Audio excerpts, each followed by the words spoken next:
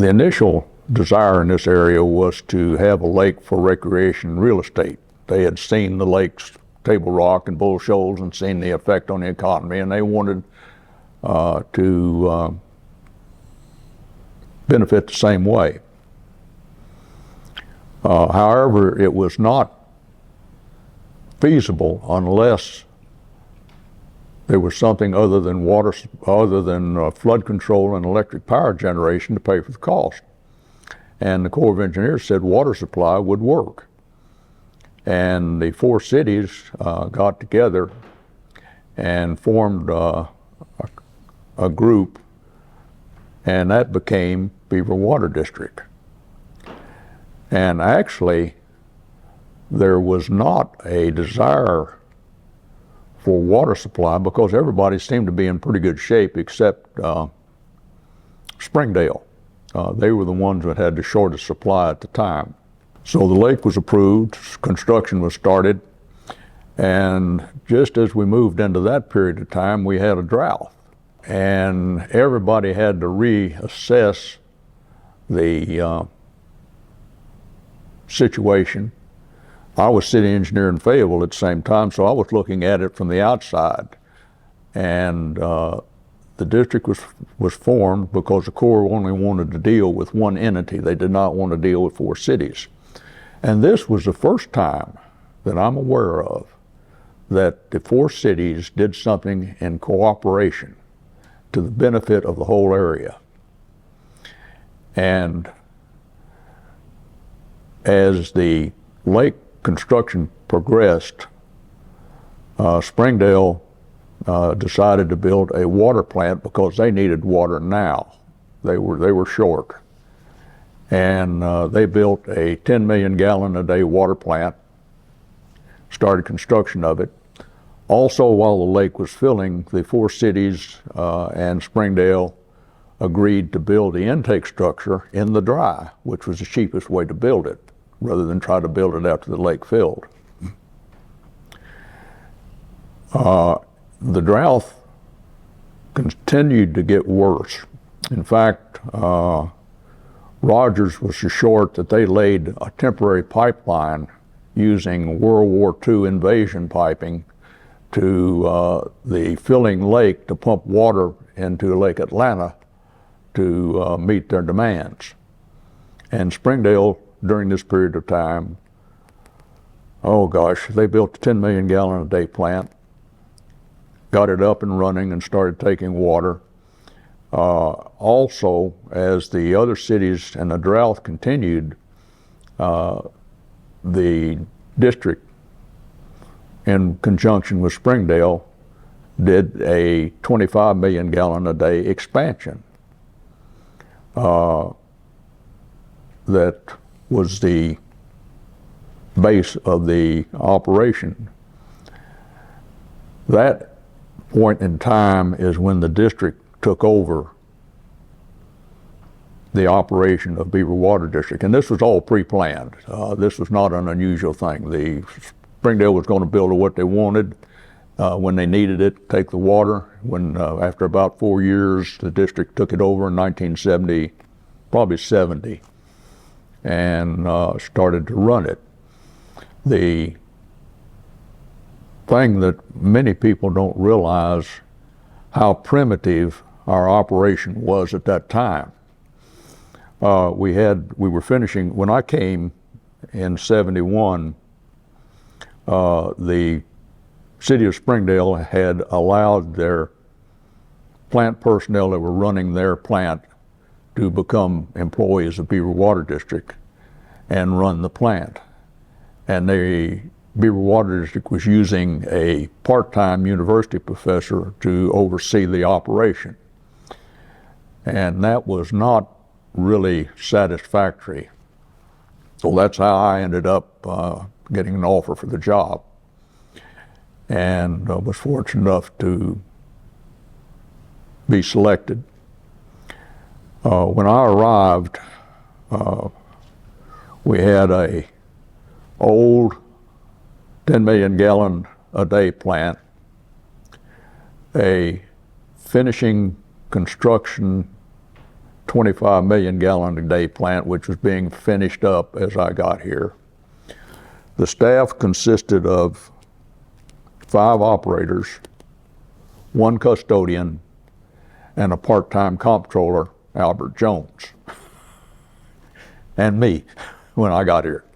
And that was our staff. At the same time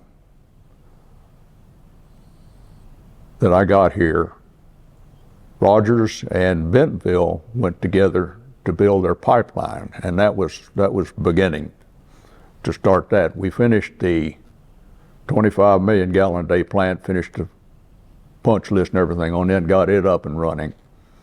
And that pretty well bypassed the first 10 million gallon a day plant. It was there, but it wasn't used. It didn't serve a purpose in the train, in a treatment train. And we were that way, for quite a while. Springdale was taking water. Fayetteville finally decided that as the drought went on, they decided that they needed a water line too, and they started getting ready to make construction of it. Well, let's see. Yeah, so they started, and we got the Bentonville Rogers line started, got the Fayetteville line started, got the 25 million gallon a day plant running, and we began to have to hustle for capacity. So we started another 25 million gallon a day expansion in the 70s, which we finished about the time that all of the pipelines were completed. Now, my timeline on this may be a little bit hazy because it's been 30 years plus before I went through all of this, so you may want to go back and check the figures sometime and get the exact dates. But this was generally the way it went. And that took care of the 70s. 70s was a period of time when we were scrambling for capacity, scrambling to get everybody hooked on, dealing with the day-to-day problems with a very limited staff. As we built the plant, we were fortunate enough to add a gentleman to take care of the electrical maintenance and all the maintenance, and that was Dan Fields. And he later became the lead operator, not lead operator, but the one that ran the plant as far as the day-to-day business went. The 70s were pretty well covered scrambling. As we moved into the 80s, the district mission broadened a little bit. 2 things happened. One, the growth boom in northwest Arkansas slowed down. We never stopped having an increase in,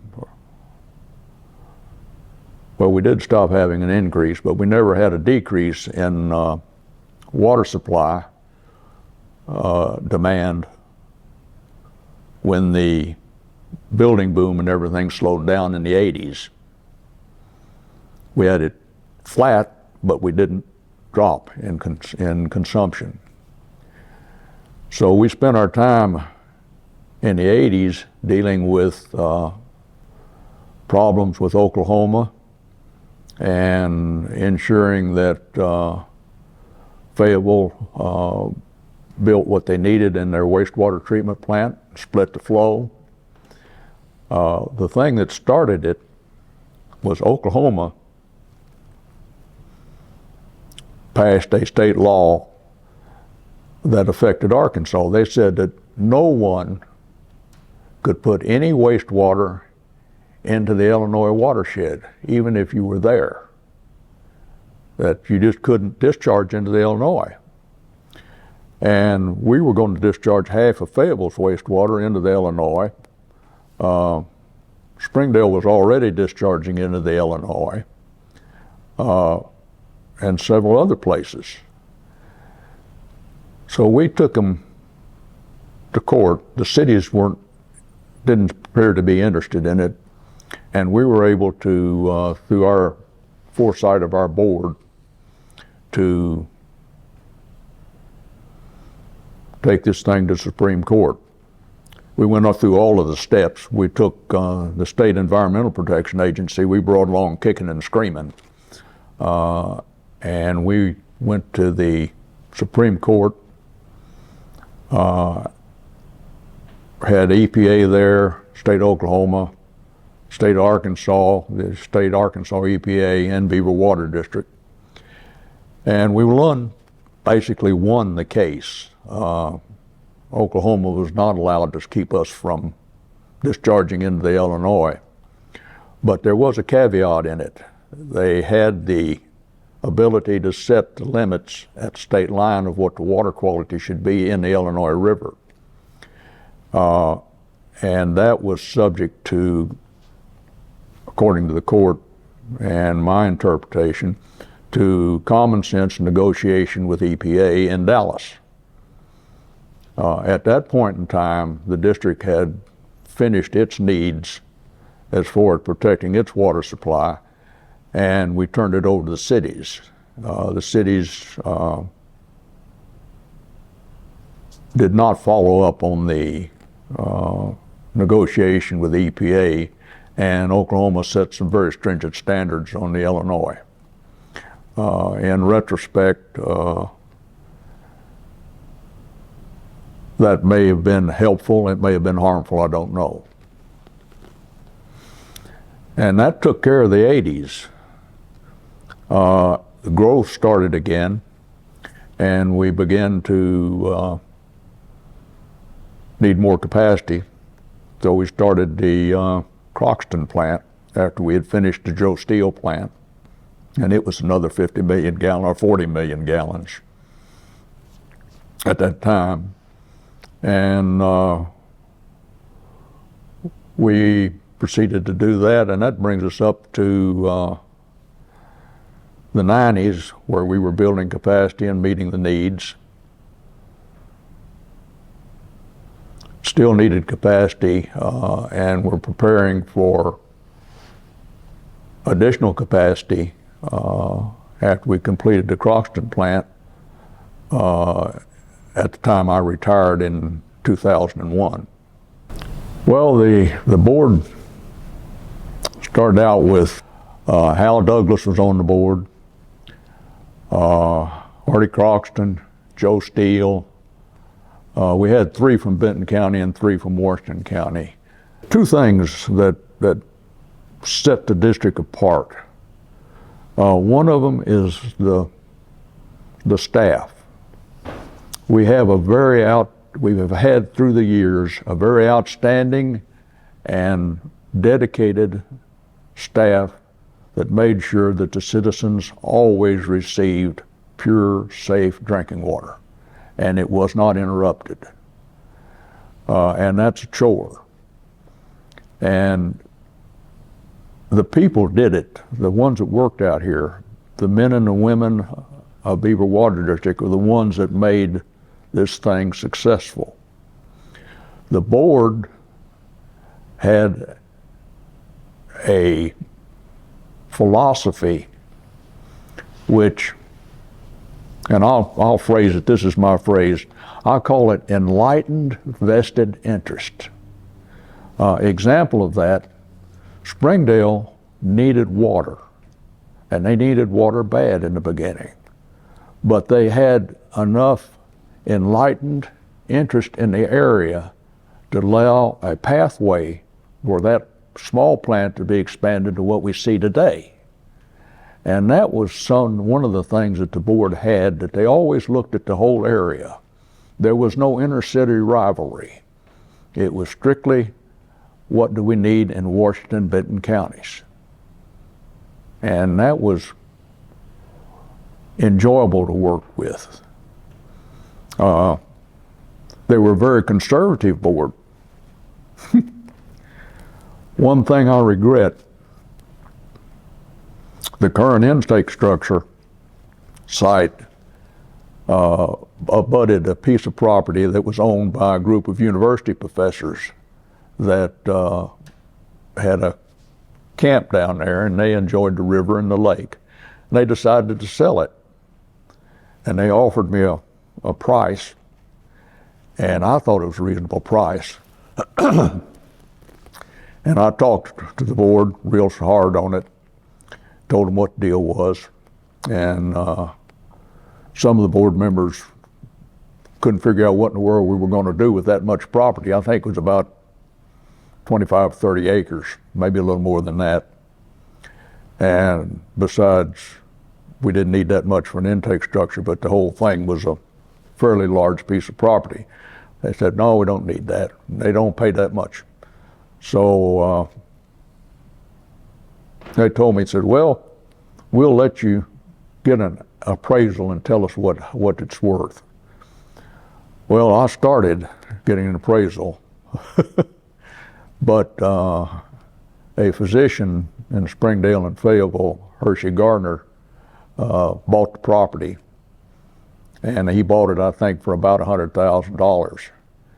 And in this last expansion that the district did, we had to buy that property, and I think we probably paid somewhere in the neighborhood of $1 million for it. And I regret that. I wished I just had the ability to go buy that property, but it didn't.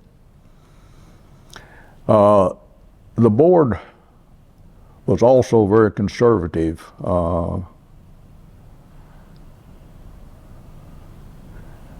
But they were very sharp in their finances and understanding what was necessary.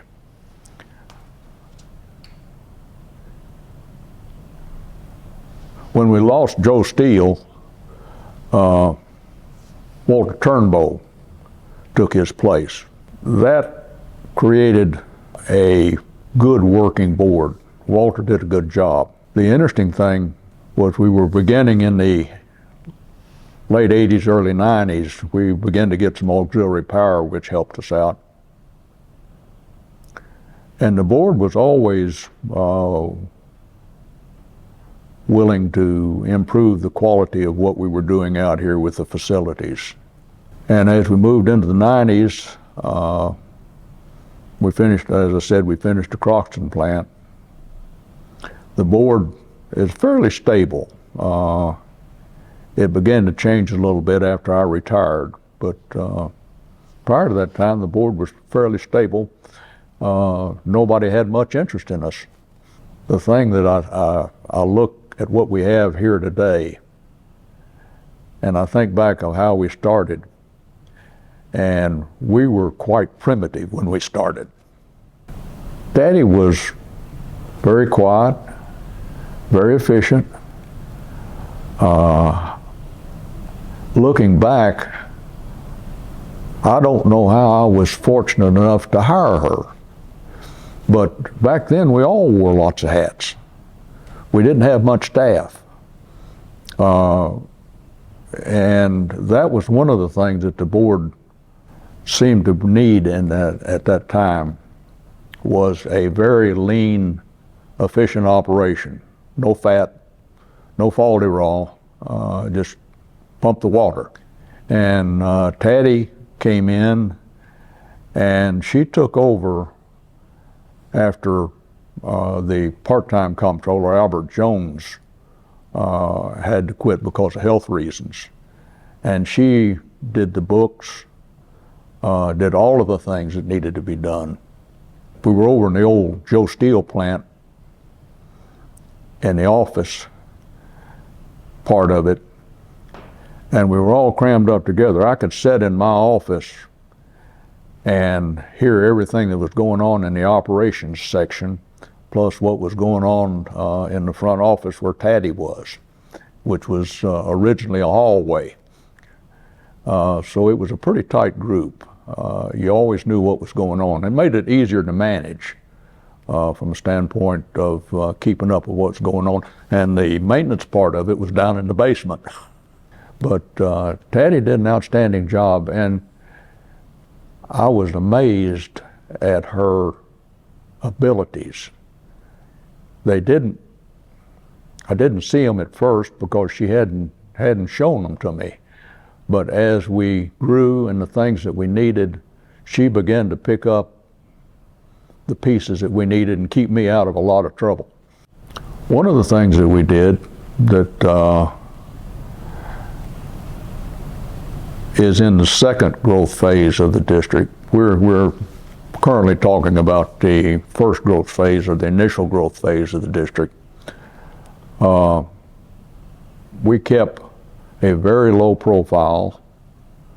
We did not broadcast the district from a standpoint of public relations.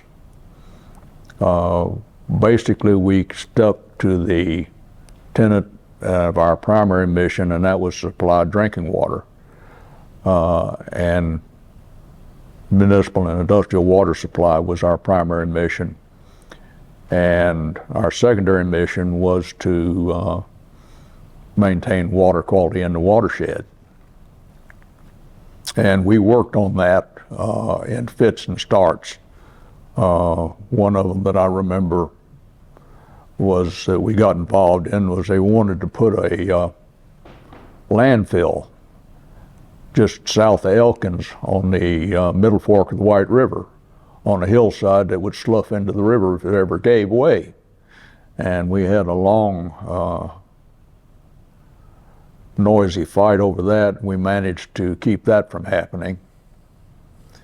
One of the things that we tried to do, and I hope we succeeded in doing it, we tried to make sure that this was a good place to work. You're talking about saving money. We wanted to be a good place because the people that run it are the key to the operation. Basically, my job was to keep the flack off the top of their heads so they could go about their business and do a good job, and they did. One of the things that we did to save money that we got into, we were one of the first entities in the state to do this, is our electrical bill has two sections. The actual kilowatts used and the maximum demand of kilowatts that you have within in a certain hour, 2-hour period. And we started doing load shedding or load management during the peak of the day, which was usually in the summertime in the middle of the afternoon when the air conditioners were humming. We would back off pumping water to reduce our demand. And when the peak passed, we would pick up pumping and fill all the tanks and get everything back up. And that was one of the ways that we saved money. You're gambling about $100,000 a month when you do that. And as a result of that, I never had any desire to go to Las Vegas and gamble. One of the things that I tried to do as best I could was to make the jobs attractive, both work-wise and financial-wise. And the board was very supportive of that. In fact, back in the 70s, I think 70s, early 80s, when inflation was so high, I asked the board for 2 cost of living increases, one at the first of the year and one in the middle of the year. And the board was kind enough to approve those. And that's very unusual for a business to do that, to provide that kind of real-time support of salaries. And that's basically some of the things that we did to make this a good place to work. One of the things that we did, which is unusual, when I started, we had 8-hour shifts. And they rotated a little bit. Some of them didn't. And I got looking at it, and from an operator standpoint, that really wasn't really good for them. So one of the things that we did for the plant operators was we put them on 12-hour shifts. And we set it up so that they had, I think, 4 or 8 hours, I forget which, but they got, I think, 48 hours instead of 40, and they got 8 hours overtime. We split the shifts at midnight and 12 noon, and that way each employee got some daylight and got some dark.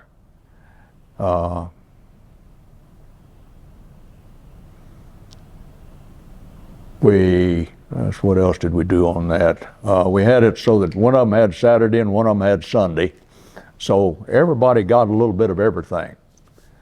And one of the things that we did, in order that the employees keep their license, they had to go to a certain amount of training during the year. And we paid for that. We gave them overtime payment to go to training. That was some of the things that we tried to do to make it attractive to work here. Yeah, we were in the process of beginning to expand a little bit in our vision at that time, and we were adding people, and we were fortunate enough to have Alan come aboard, and he took over some of the duties that I was doing and took some of the load off of me, which helped. But we needed more technical more technical expertise. And that was the reason why we brought Alan on board, because he was a professional engineer. He had worked with Goodwin, Williams, and Yates. And in fact, he had been instrumental in designing the wastewater treatment facilities that we had put together with the irrigation system for the farmers around the district, which was our initial wastewater treatment facility. He was the one that I thought was probably had the best ability to carry the district into the next phase of the growth of the district. In its infancy, the district was not as strong as it is today, politically and talent-wise. And Alan came, he had about 10 years, I think. I'd have to guess on it. I think he worked 10 years in his position before he took over. And during that time, he learned the district philosophy, the water treatment, the people, and he could see what the future held in the second generation. That basically still has the same basic 2 requirements, but the water treatment and supply part of it, he strengthened and improved redundancy by making it more reliable. That was something he had to do, and did a good job on that, and added things that needed to be added as far as pilot plant operation, hiring the people to run that. I think he hired Bill Hagenberger to do that. The other thing that he did was flesh out the second requirement, and that is long-term protection of the watershed. And he did that by adding public relations, a whole division for watershed work, and supporting all of the entities that wanted to protect Beaver Lake. I think the most important thing he did was that addition of staff, defining these positions, fleshing the staff out, and bringing the district to the forefront of the area. I think that's the biggest thing that he did. That's not minimizing his contributions on building the facilities and improving them, because that's something you always do, and that's a never-ending task.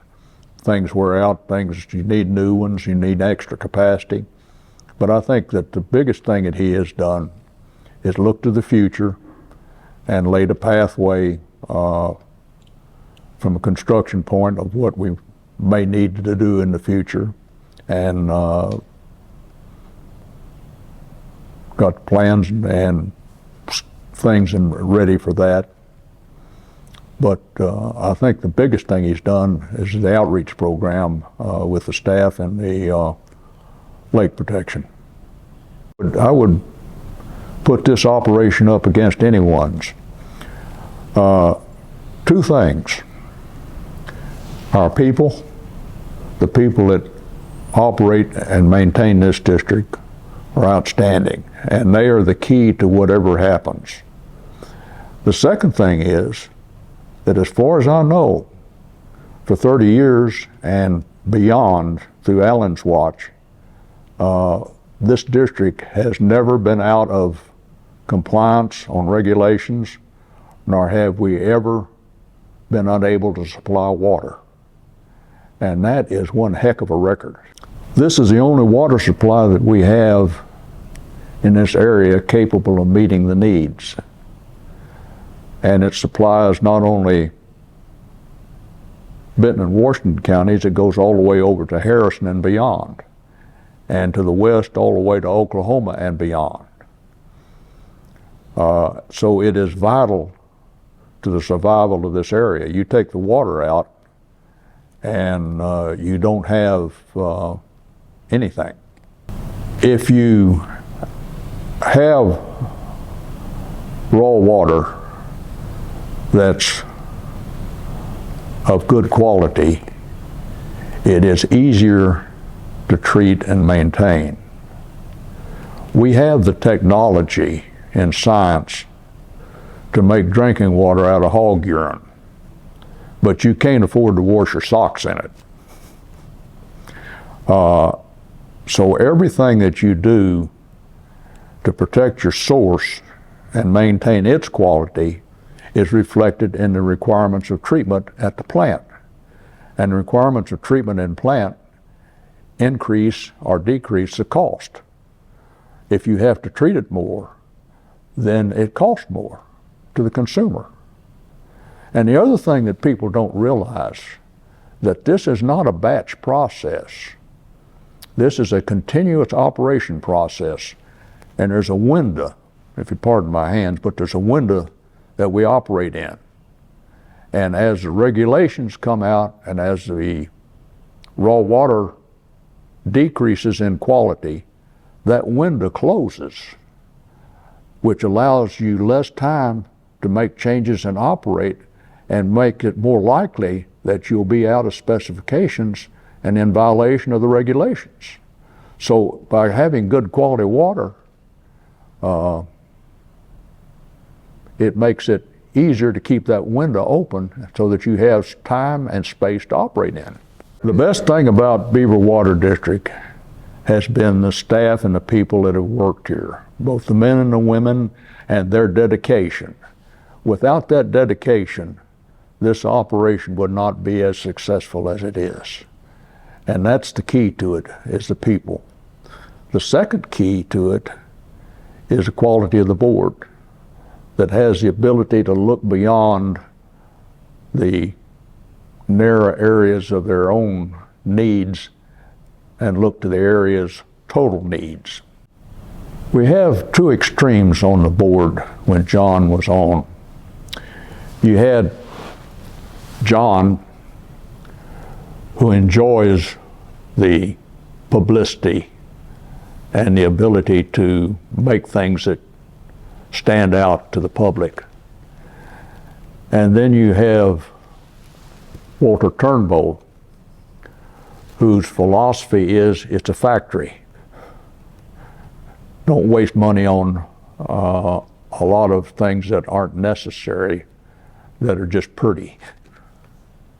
And the balancing of those two people on the board has always been an interesting exercise.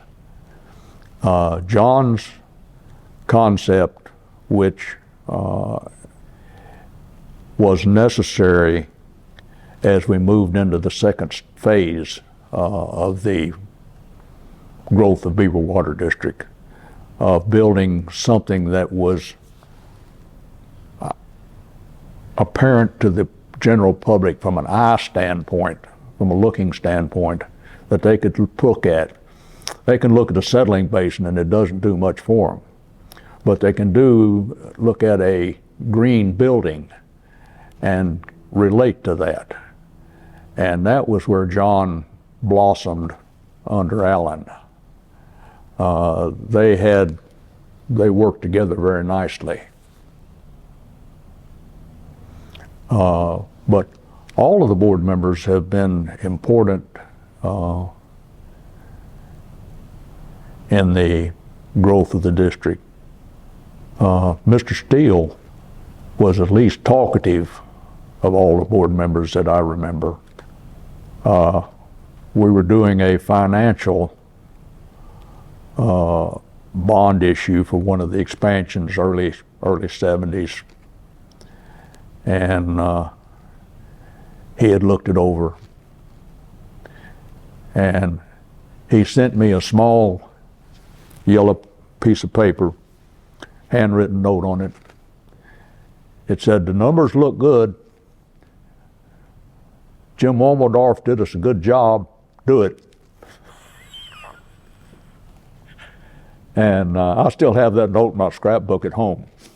And that's the only written item that I ever got from Mr. Steele.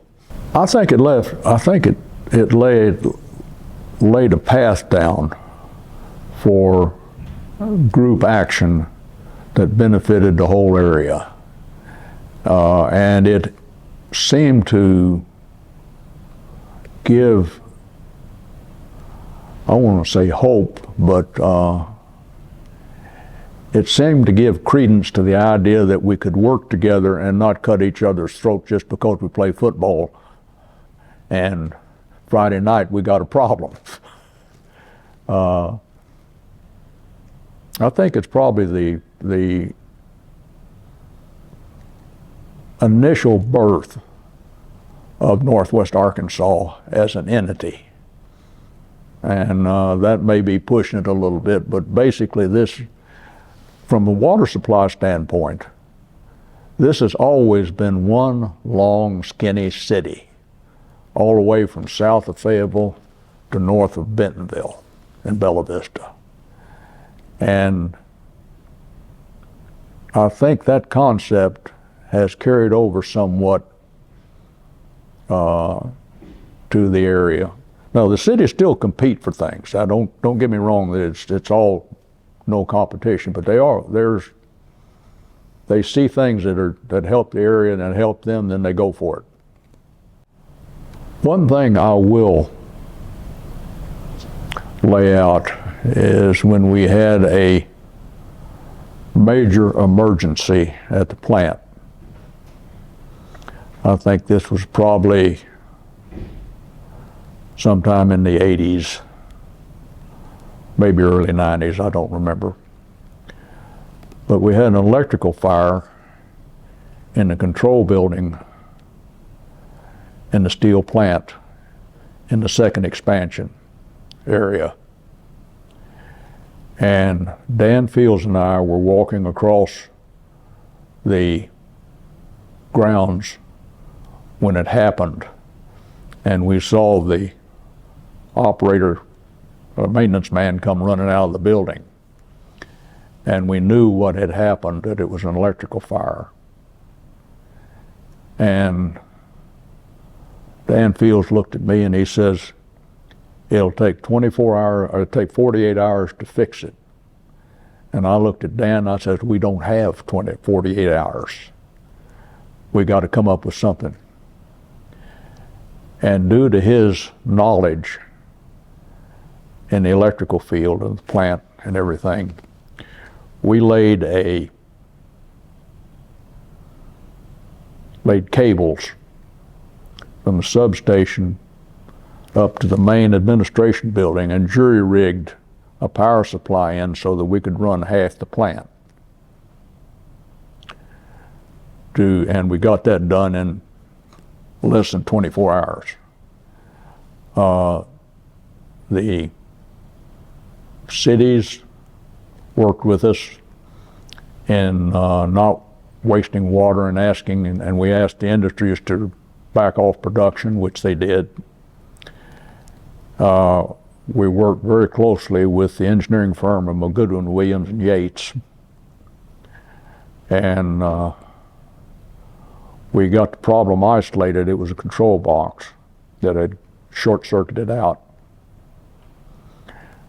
The